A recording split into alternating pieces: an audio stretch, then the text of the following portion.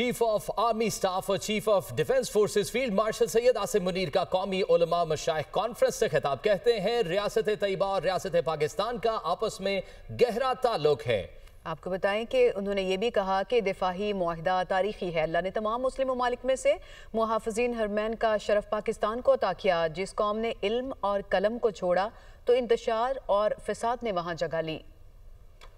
दहशतगर्दी पाकिस्तान का नहीं हिंदुस्तान का वतीरा है। हम दुश्मन को छुप के नहीं ललकार कर मारते हैं। मुआरके हक में अल्लाह की नुसरत से कामयाबी मिली। चीफ ऑफ आर्मी स्टाफ और chief of defence forces field marshal Syed Asim Munir का कौमी उलमा मशाइख कॉन्फ्रेंस से खिताब। फील्ड मार्शल सैयद आसिम मुनीर का कहना था कि रियासत तैयबा और रियासत पाकिस्तान का आपस में एक गहरा ताल्लुक है। दिफाई मुआहिदा तारीखी है। अल्लाह ताला ने तमाम मुस्लिम ममालिक में से मुहाफिजीन हरमैन का शर्फ पाकिस्तान को अता किया। जिस कौम ने इल्म और कलम को छोड़ा तो इंतशार और फसादुल अर्ज ने वहाँ जगह ली। फील्ड मार्शल का कहना था कि इज्जत और ताकत तकसीम से नहीं मेहनत और इल्म से हासिल होती है। इस्लामी रियासत में रियासत के अलावा कोई जिहाद का हुक्म नहीं दे सकता। उलमा कौम को मुत्तहिद रखें और कौम की नजर में वसअत पैदा करें।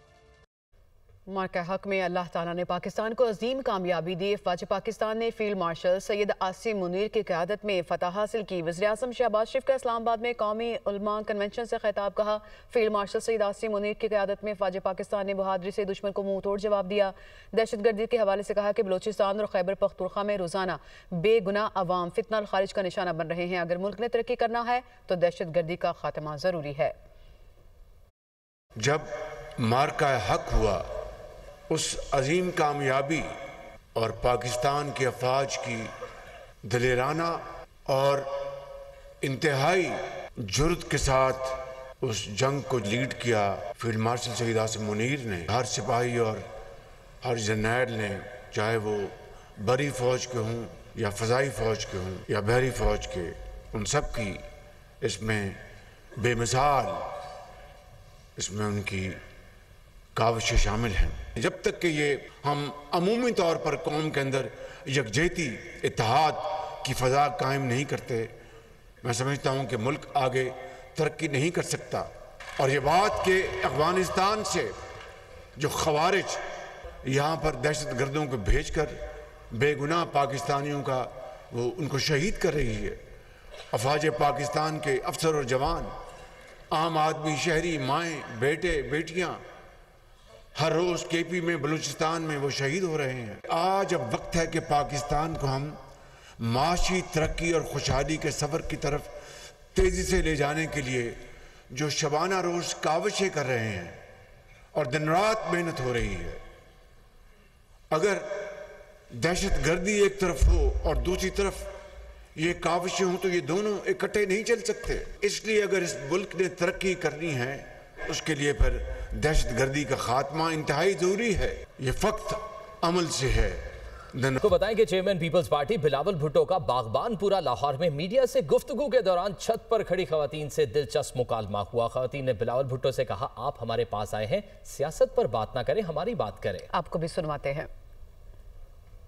इस वक्त हम अंदरून लाहौर शहर में खड़े हैं और जिस तरीके से यहाँ लाहौर के आपकी बात अच्छा जिस अंदाज से यहाँ के सियासत की बातें मैं ना करूँ, आपकी क्या बातें करूँ आप मुझे बताएं ना, आप बताएं क्या बात मैं करूँ। आपका मैं ठीक हूँ, आपकी बहुत शुक्रिया, आपकी दुआ की, यही तो मैं बात कर रहा हूँ।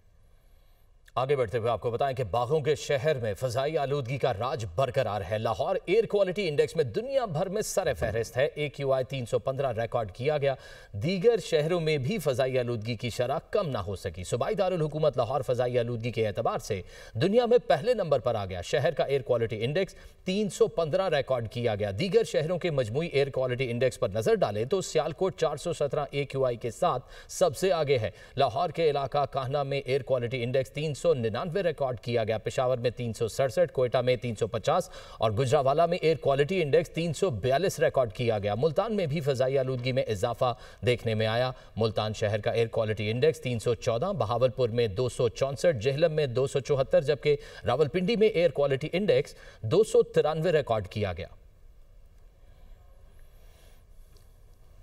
जम्मू कश्मीर हाउस इस्लामाबाद में कश्मीरी हुकूक के हामिल हैं महकूम नहीं के उन्वान से सेमिनार हुआ। भारतीय इक़दामात को आलमी कवानीन के मुनाफी करार दिया गया।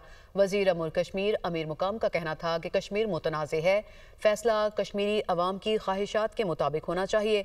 मकबूजा कश्मीर में इंसानी हुकूक की संगीन खिलाफ वर्जियों पर सख्त तशवीश है। भारत की आबादियाती सकाफती तब्दीली की कोशिशों की शदीद मुज़म्मत। अक़वाम मुत्तहिदा की करारदाद मसला कश्मीर का वाज़ेह हल करार। भारत की 5 अगस्त 2019 की यकतरफा कार्रवाइयाँ नाकाबिले कबूल करार। सियासी कैदियों की फौरी रिहाई, काले कवानीन के खात्मे और इंसानी हुकूक की निगरानी के लिए अक़वाम मुत्तहिदा के कमीशन ऑफ इंक्वायरी के क़याम का मुतालबा किया। मुकर्रिरीन का कहना है कि मसला कश्मीर हल ना हुआ तो खित्ते में 2025 के बाद संगीन अदम इस्तेहकाम का खदशा है। मूसा खेल में चोरी के शुबे में अंगारों पर चलाने का वाकया, जिरगे के 5 मेंबरान गिरफ्तार। मजीद 2 जिरगा मेंबरान की गिरफ्तारी के लिए छापे मारे जा रहे हैं।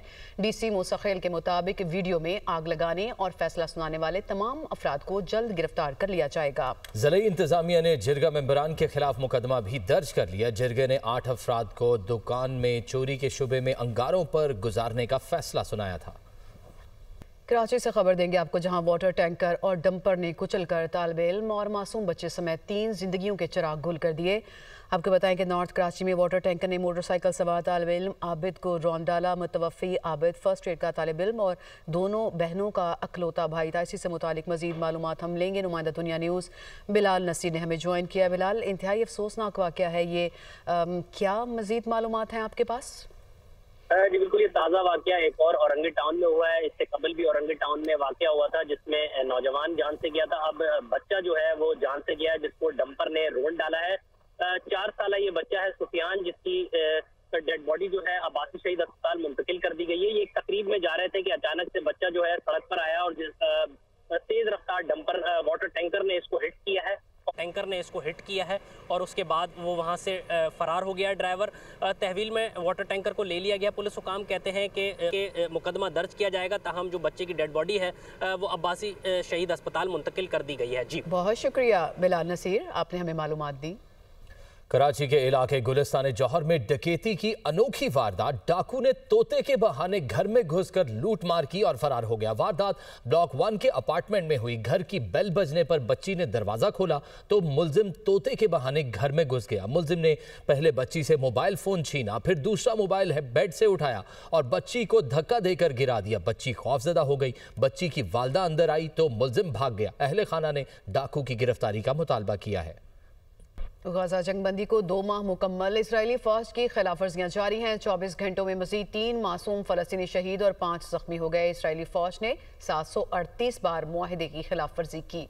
अरब मीडिया के मुताबिक 10 अक्टूबर से जारी इजरायली हमलों में 379 फलस्तीनी शहीद और 1000 जख्मी हो गए। सेहूनी फोर्सेस के मगरबी किनारे में छापों के दौरान मजीद 100 फलस्तीनियों को गिरफ्तार किया गया।